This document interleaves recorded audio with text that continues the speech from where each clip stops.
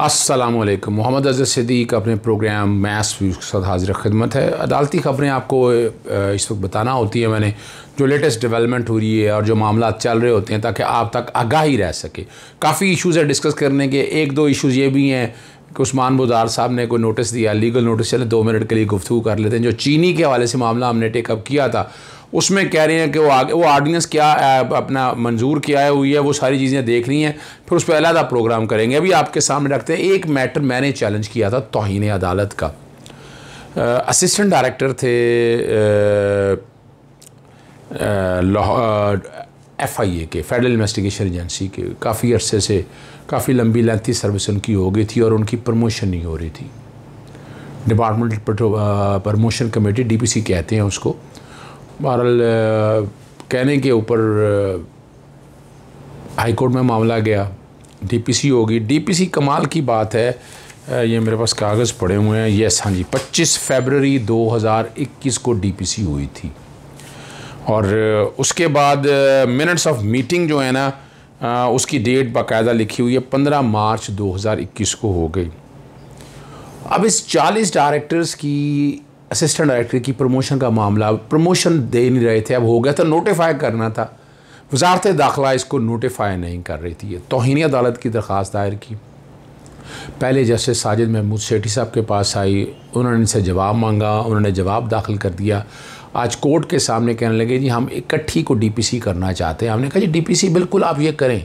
अदालत के सामने बताया जितनी भी DPC करना है बिल्कुल DPC करें, लेकिन जिनकी अप्रूवल हो गई है उसको कैसे विदहेल्ड कर सकते हैं। अदालत ने इस बात पे पूछा उनसे, और अपना डिप्टी सेक्रेटरी या गलबन एडिशनल सेक्रेटरी आए हुए थे उनके, उन्होंने अदालत को बताया जी हम कुछ 6 जुलाई तक जारी कर देंगे और नोटिफाई कर देंगे। किस कानून के तहत रोक सकते हैं? और बाकायदा जो भी है, और इस पर उन्होंने अदालत को यकीन दहानी कराई है कि जो 40 असिस्टेंट डायरेक्टर हैं FIA के, उनको डिप्टी डायरेक्टर पे प्रमोशन का नोटिफाई कर दिया जाएगा 6 जुलाई से कबल। और वो बाकायदा जो नोटिफिकेशन है वो मुतल्लिका अफसरान को हैंड ओवर कर देंगे। इस मामले पर अदालत ने कहा कि मामला तो अब निपटा देना चाहिए। मैंने कहा नहीं, ये मामला ज़ेर इल्तवा रखना चाहिए, पहले लेके आए ये इशू करके आए तो। और अब जो अंडरटेकिंग दी है हर हालत में इन्होंने वो नोटिफाई करना है, वो नोटिफाई जब कर देंगे तो फिर ये मामला ख़ुद ब खुद इन्फ्रक्शस हो जाएगा, जो कि अदालती हुक्म पर अमल दरामद हो जाएगा। अदालत ने अभी जो मैंने फ़ाइल की थी वो आयशा आगा ख़ान थी, असिस्टेंट डायरेक्टर FI में। यूसुफ नसीम खोखर को और DG FIA को कंटेम्प्ट में फ्री बनाया गया था।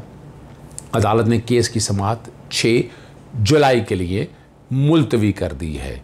अब अगली बात पे हम आपके सामने आते हैं, और जो आपके सामने इशू रखना है वो बड़ा इंटरेस्टिंग इशू है। साबिक़ चीफ जस्टिस इफ्तिखार मोहम्मद चौधरी के समधी जो है ना, ईडल चौधरी डॉक्टर अमजद की दरख्वास्त पर, दरख्वास्त ज़मानत पर समाअत है।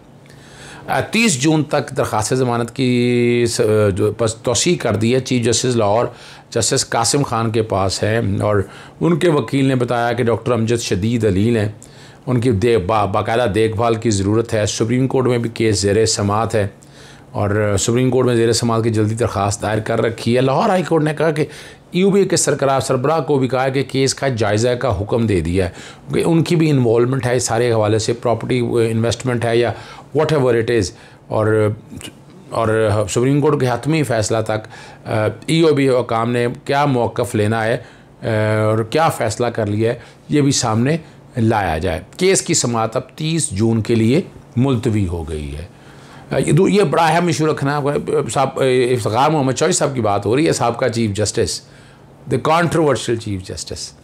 एहतसाब अदालत की तरफ चलते हैं। तोशा खाना केस नवाज शरीफ का याद होगा, और जज हैं सैयद असगर अली ने, नायब प्रोसिक्यूटर वसीम जावेद और फ़ारूक एच नाइक और अब वकील दूसरे अरशद तब्रेज़ अदालत में पेश हुए। नायब के गवाहान मोहम्मद अहमद और सरदार दिलावत अदालत में पेश हुए। आसफ जरदारी, यूसुफ रज़ा गिलानी, अब्दुल गनी मजीद, अनवर मजीद की जानिब से आज हाज़िरी की इस्तिस्ना की दरख्वास्त दायर की गई, और अनवर मजीद के वकील ने जो गवाह हैं उस पर अपनी जरा एग्ज़ामिनेशन, क्रॉस एग्ज़ामिनेशन चीफ और क्रॉस एग्ज़ामिनेशन उन्होंने कंप्लीट कर लिया है।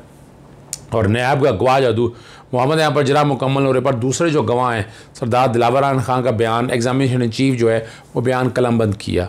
इस्तिस्ना की दरख्वास्तें मंजूर कर ली हैं अदालत ने, जो कि पेश नहीं हुए, और समात 8 जुलाई तक मुलतवी कर रही है। इस केस में अदालत जो है नवाज शरीफ को इश्तिहारी करार दे चुकी है। हम चलते हैं अगले बात की तरफ। अगला बड़ा मज़ेदार बात बताना है आपको। पता है नैब के जितने सियासी केस हैं ये जेलों में तो वक्त गुजारते नहीं हैं। अगर सिंध में देखें तो वहाँ भी अस्पतालों में ये सियासी, यहाँ भी ख्वाजा आसिफ भी जो है ना, जो कि ज़मानत कल दे दी, और मैं आपको बता चुका था कि लाहौर हाई कोर्ट का फ़ैसला मैं आज भी समझता हूँ एरोनियस फ़ैसला है। लाहौर हाई कोर्ट ने अपने इख्तियार से तजावज़ किया और सुप्रीम कोर्ट के अहकामात के खुल्लम खुला खिलाफ वर्जी की है। ख्वाजा आसिफ जो है ना वो 11 मार्च से जिना अस्पताल में हरनिया का ऑपरेशन हुआ, गालबन वहीं है, 3.5 माह हॉस्पिटल में रहे, भेजा इनको जेल गया था। यानी ये इस तरह, यानी, और मैं हैरान हूँ इस दौर में भी अपना पंजाब के अंदर पंजाब हुकूमत क्या सोई हुई है, वो नहीं देख रही इस सारे मामले को। यानी किस बात का अस्पताल में पड़े हुए हैं। क्या आम आदमी को भी इस तरह अस्पताल में इतना मुश्किल काम है? मुझे पता है, मैंने एक ज़मानत करवानी थी,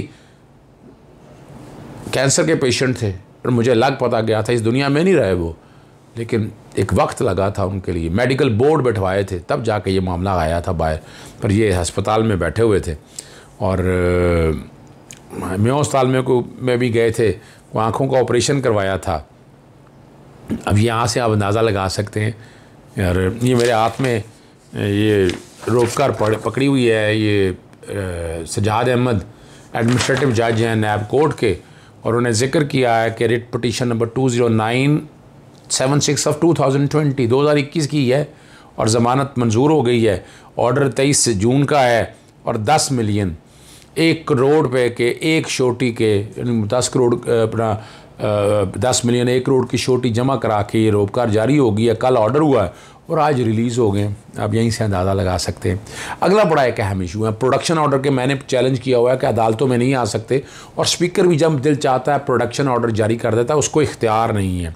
खुर्शीद शाह के प्रोडक्शन ऑर्डर जारी नहीं हो सके थे, चीफ जस्टिस अतर बिन अल्लाह के पास गए, उन्होंने आइन के आर्टिकल 69 को स्पीकर को कौमी असम्बली के प्रोडक्शन को डायरेक्शन देने से रोकता है। यानी आर्टिकल 69 आप अदालती मामला पे नहीं दे सकते हैं। उन्होंने इस बात को निपटा दिया है कि स्पीकर जो है ना, खुर्शीद शाह जो है ना, मामला लेके जाए स्पीकर के पास, और स्पीकर हल्का के अवाम के मफाद में बेहतर फ़ैसला करेंगे। यहाँ कई मामलों में देखता हूँ जस्टिस अतर बिन अल्लाह साहब जो है ना, वो कोशिश करते हैं कि जो मुतलका इदारों में है उनके पास मामला जाएँ और वो आइन और कानून के मुताबिक फ़ैसला करें। शुगर स्कैंडल में ज़मानती मुचल के पहले नहीं मंजूर हुए, ये बात हो रही है हमजा शरीफ के ज़मानती मुचल के हवाले से। अब अदालत ने मंजूर कर ली हैं। तारक खोकर आपको पता है इनके पास बहुत है, ज़मानती मुचल के जमा कराए। ड्यूटी जज सैयद अली ने ज़मानती मुचल के मंजूर किए। अदालत ने FIA तलबी पर हमजा शरीफ की अबूरी ज़मानत मंजूर की थी। हम चलते हैं अब आगे, जो बड़ा अहम इशू है। आपको पता है कि मसूद रहमान अब्बासी ने चीफ जस्टिस साहब के हवाले से नाजेबा यानी जब सुप्रीम कोर्ट ने तौहीन अदालत का नोटिस लिया तब नासिर शाह आ रहे हैं जी, और उन्होंने कहा है कि मौजूद चीफ जस्टिस पाकिस्तान रियासत के आईनी इदारों के ख़िलाफ़ बात करने की कोई गुंजाइश नहीं है। चीफ जस्टिस हमारे लिए बहुत काबिल एहतराम है।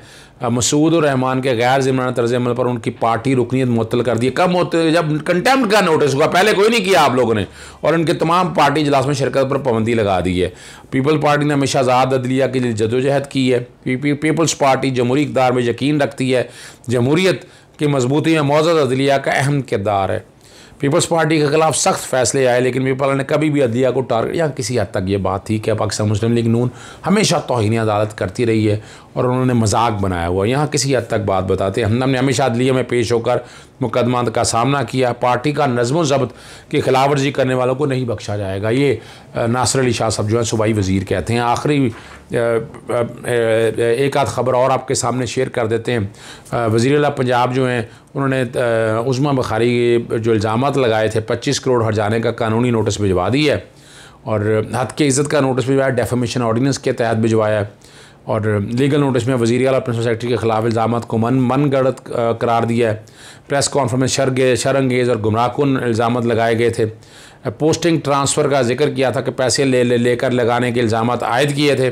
14 दिन में जवाब मांगा है। माफ़ी मांगी जाए, वरना कार्रवाई का सामना करेगा। और वहाँ पर उसके अंदर जो प्रेस कॉन्फ्रेंस का मतन है उसका भी जिक्र किया है। अब आखिरी खबर आपके साथ जो मैंने शुगर मिल के हवाले से बात, शुगर फैक्ट्रीज़ एक्ट के तरमीमी मसवदे की मंजूरी दे दी है और तरमीमी एक्ट 1950 में काश्तरों की सहूलत के लिए अहम तब्दीलियों का जिक्र किया जा रहा है। मैंने अभी तक, मेरे पास आया नहीं है, मैंने इस पर बात करनी, जो अभी तक बात आई आप तक रख दें। नया एक्ट के तहत 2021 में शुगर मिलों को किसानों की अदायगी के हवाले से भी नई शिक शामिल कर दी गई है। तरमीम के बाद शुगर मिल के काश्तकारों को बैंकों के जरिए अदायगी करने की पाबंद होगी। तरमीमी एक्ट के जरिए पंजाब में शुगर मिलों के मुकर्रर करदा तारीख पर ही क्रशिंग कर सकेंगे। मुकर्रर वक्त पर गन्ने के काश्तकारों की अदायगी न करने वाले शुगर मिलों के खिलाफ एक्शन लिया जाएगा। ये जो बात कह रहे हैं, नए एक्ट के तहत गन्ने के काश्तकारों को अदायगी न करने वाली शुगर मिलों से केन कमिश्नर रिकवरी करेंगे और 45 रोज़ में काश्तकारों को जो है ना मुकम्मल अदायगियाँ कर दी जाएंगी। अब ये कानून मेरे सामने जब आता है, क्योंकि मैंने इस पर बड़ा डिटेल में लेटर लिखे थे कि आप तरामीम जो है हमारे किसानों को नुकसान पहुंचाना चाहते हैं, शुगर मिलों को फ़ायदा देना चाहते हैं। अब ये एक्ट मेरे सामने आएगा, फिर इस पर तफसीली बात करूंगा कि वाकई जो मैंने कहा था अपने लेटर के ज़रिए उस पर अमल दरामद हुआ या नहीं। अब इजाज़त दीजिएगा। अस्सलाम वालेकुम, खुदा हाफ़िज़, पाकिस्तान जिंदाबाद।